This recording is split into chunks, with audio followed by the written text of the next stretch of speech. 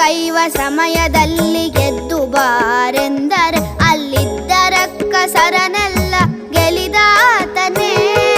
ನಿದ್ರೆಗೈವ ಸಮಯದಲ್ಲಿ ಗೆದ್ದು ಬಾರೆಂದರೆ ಅಲ್ಲಿದ್ದ ರಕ್ಕಸರನೆಲ್ಲ